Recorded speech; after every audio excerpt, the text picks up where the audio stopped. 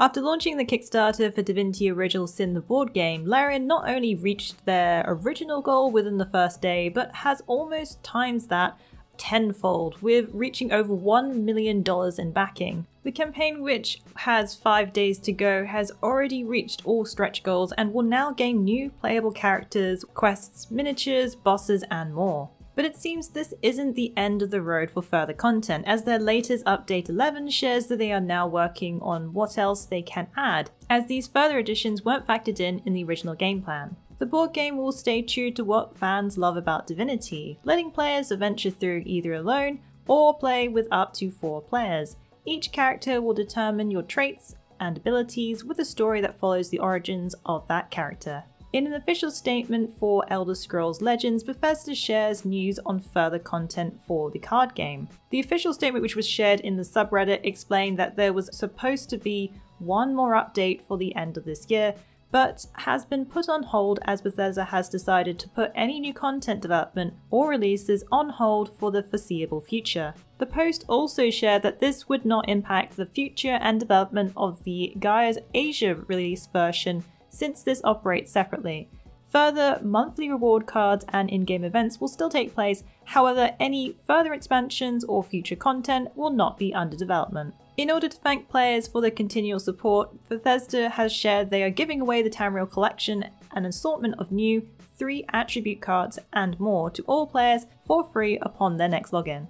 Square Enix shared their upcoming Final Fantasy VII Remake will be a 1-year timed exclusive for PlayStation 4. Back in 2015, Final Fantasy VII Remake was announced. It was revealed it would be coming to PlayStation 4 first. Early this year in July, Square Enix announced there were no plans for other platforms, which made it appear that it may be an exclusive for PS4. However, now there is news that while Final Fantasy VII Remake is coming to PlayStation first, it will be a 1-year time exclusive, releasing on March 3rd, 2020. The latest box art now adds a disclaimer on the cover saying this is an exclusive to PlayStation 4 until March 3rd, 2021.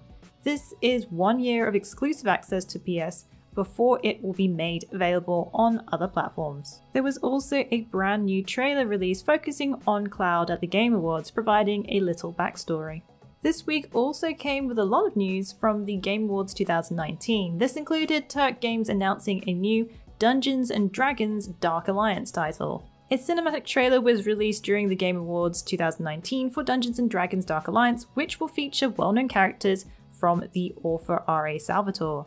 The title sets to mix hack and slash with dungeon crawler in a third-person action RPG. Players can team up with up to 4 players in local or online co-op. Dark Alliance will be releasing on PC and consoles in fall 2020.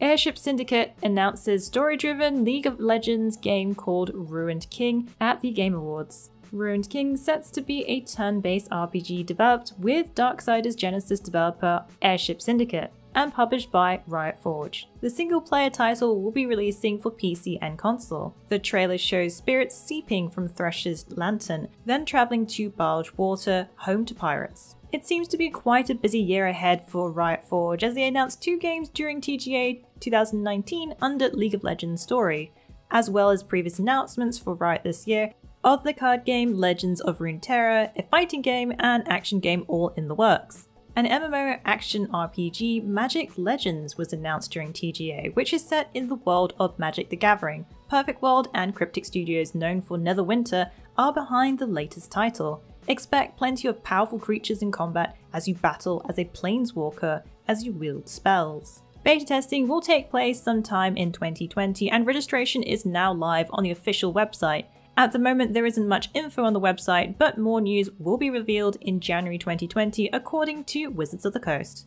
ZeniMax released the final cinematic for the Season of the Dragon during TGA, which rounds off the end of the chapter, which took players on a dragon-filled adventure in Elsewhere. But there was also a tease of the next chapter after Elsewhere, which will be taking us to the snow-covered region of Skyrim.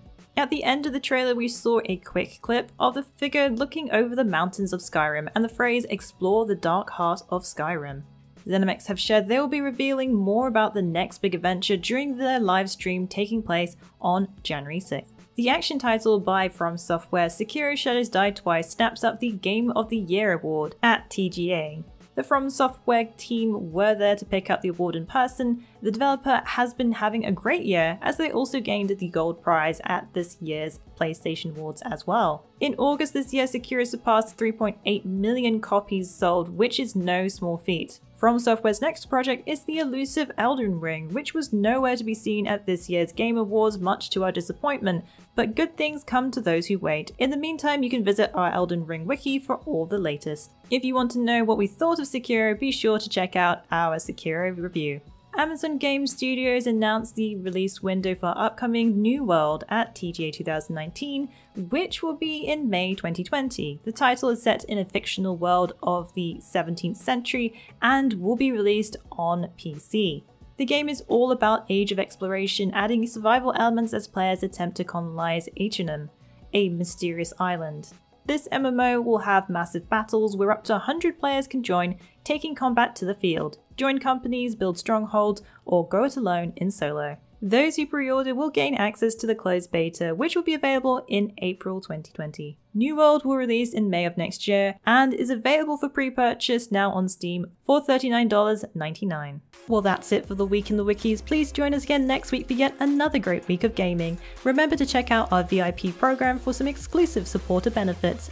And budding writers should take advantage of our Become an Author initiative. Thanks again for being part of this great community. Keep checking in with us with news, reviews, YouTube streams and vids, and general wiki goodness.